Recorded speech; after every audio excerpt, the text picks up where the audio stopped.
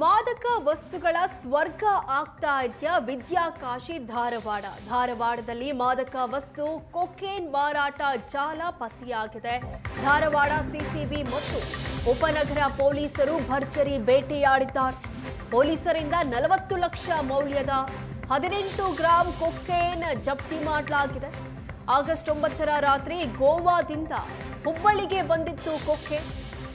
KA20MC 9300 number ಕಾರಿನಲ್ಲಿ ಸಾಗಾಟ ಮಾಡ್ತಾ ಇದ್ರು ದಂಧೆಕೋರರು. ಸದ್ಯ ಕಾರು ಸಮೇತ 3 ಆರೋಪಿಗಳನ್ನ ಪೊಲೀಸರು ವಶಕ್ಕೆ ಪಡೆದಿದ್ದಾರೆ. ಉದ್ಯಮಿ ರಿಷಿ ಪಾಂಡೆ, ದೀಪಕ್, ವೈದ್ಯ ಸರ್ವೇಶ್ ಪಾಟೀಲ್ ಅರೆಸ್ಟ್ ಮಾಡಲಾಗಿದೆ. ಹುಬ್ಬಳ್ಳಿಯ ಖಾಸಗಿ ಆಸ್ಪತ್ರೆ ವೈದ್ಯ, ಉದ್ಯಮಿಗಳಿಂದ ಕೊಕೇನ್ ಸಾಗಾಟ ಮಾಡಲಾಗಿತ್ತು. ಸದ್ಯ 3 ಆರೋಪಿಗಳನ್ನ ಬಂಧಿಸಿದ್ದಾರೆ ಪೊಲೀಸರು. KA20MC 9300 ನಂಬರ್ನ ಕಾರಲ್ಲಿ ಗೋವಾದಿಂದ ಕೊಕೇನ್ ಅನ್ನ ತಂದಿರ್ತಾರೆ. ಈ ಸಂದರ್ಭದಲ್ಲಿ ರೆಡ್ ಹ್ಯಾಂಡ್ ಆಗಿ ಸಿಕ್ಕಿ ಬಿದ್ದಿದ್ದಾರೆ ಆರೋಪಿಗಳು.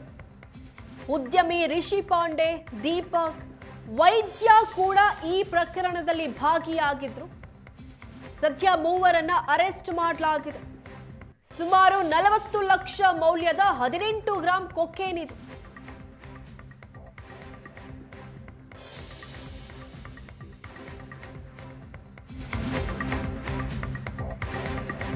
ಧಾರವಾಡದ ಪ್ರತಿಷ್ಠಿತ ಉದ್ಯಮಿಗಳನ್ನ ರಕ್ಷಣೆ ಮಾಡಿದ್ರ ಪೊಲೀಸರು. ಹಾಗಿದ್ರೆ ಬಹುದೊಡ್ಡ ಕಾರ್ಯಾಚರಣೆ ನಡೆಸಿದ್ರು ಬೆಳಕಿಗೆ ಬಂದಿಲ್ಲ ಯಾಕೆ?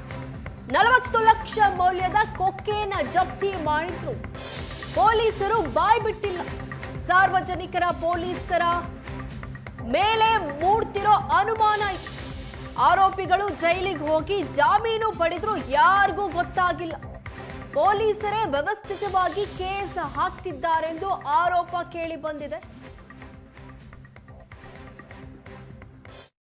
ಮೊನ್ನೆ ಪೊಲೀಸರ ನಿಟ್ಟಿನಲ್ಲಿ ಇವತ್ತು 18 ಗ್ರಾಂ ಕೊಕೇನನ್ನು ಸುಮಾರು 44 ಲಕ್ಷ ರೂಪಾಯಿ ಕೊಕೇನ್ ಪೊಲೀಸರು ಜಪ್ತ್ ಮಾಡಿದ್ದಾರೆ. ಆ ಜಪ್ತ್ ಮಾಡಿ ಆ ಕೊಕೇನ್ ಯಾರು ತಂದಿದ್ದಾರಲ್ಲ ಅದ್ರಾಗ ಒಬ್ಬ ಡಾಕ್ಟರು ಮತ್ತು 2 ದೊಡ್ಡ ಬಿಸ್ನೆಸ್ ಮ್ಯಾನ್ ಸುದಕ ಇದ್ರಾಗ ಇನ್ವಾಲ್ವ್ ಆಗಿ ಅವರು ಜಪ್ತ್ ಮಾಡಿದಂಥ ಮಾಲಿನ ಜೊತೆ ಕಾರನ್ನ ವಶಪಡಿಸ್ಕೊಳ್ಳೋ ಮೂಲಕ ಅವ್ರನ್ನ ಅರೆಸ್ಟ್ ಮಾಡಿ ಜೈಲಿಗೆ ಕಳಿಸ್ತಾರೆ. ಯಾವಾಗ ಇದು ಮೊನ್ನೆ ನಡೆದಂಥ 9 ತಾರೀಕಿಗೆ ಅವತ್ತು ಅರೆಸ್ಟ್ ಮಾಡಿ ಅವತ್ತೇ ಜೈಲಿಗೆ ಕಳಿಸ್ತಾರೆ. ಮತ್ತು ಮರುದಿನ ದಿನ ಅವ್ರಿಗೆ ಬೇಲ್ ಆಗ್ತದೆ. ಪೊಲೀಸ್ ಡಿಪಾರ್ಟ್ಮೆಂಟ್ ಎಲ್ಲಿಗೆ ಬಂದಿತ್ತು ಅಂತಂದರೆ ಇವತ್ತು ಕೊಕೇನ್ ಅಂತಹ ವ್ಯಸನವನ್ನು ಯುವಕರಿಗೆ ಮುಟ್ಟುವಂಥ ನಿಟ್ಟಿನಲ್ಲಿ ಅವ್ರು ಕಾರ್ಯಪ್ರವೃತ್ತರಾಗಿದ್ದು ಹೇಳ್ಬೋದು. ಒಂದು ಕಾರಣ ಅಂತಂದರೆ ಇವತ್ತು ಅದು ಸಿಕ್ಕದಂತಹ ಕೊಕೇನು ಮಾಧ್ಯಮದಲ್ಲಿ ಆಗಲಿ ಎಲ್ಲೇ ಆಗಲಿ ಇವತ್ತು ಪ್ರಚಾರ ಮಾಡದೆ ಇವತ್ತು ಮುಚ್ಚಿ ಹಾಕುವ ನಿಟ್ಟಿನಲ್ಲಿ ಇವತ್ತು ಡಿಪಾರ್ಟ್ಮೆಂಟ್ ಏನು ಕೆಲಸ ಮಾಡ್ತಿದೆ. ನಿಜವಾಗ್ಲೂ ಇದಕ್ಕೊಂದು ಖೇದಕರ ವಿಷಯ. ಇದಕ್ಕೆ ಪೊಲೀಸ್ ಡಿಪಾರ್ಟ್ಮೆಂಟಿಗೆ ಯಾರಾದರೂ ಆ ಡಿಪಾರ್ಟ್ಮೆಂಟ್ ಮೇಲೆ ಒತ್ತಡ ಹೇರ್ತಿದ್ದಾರಾ ಅಥವಾ ಏನು ಅಂತೇಳಿ ಸಾರ್ವಜನಿಕ ಅನುಮಾನ ಆಗಿದೆ.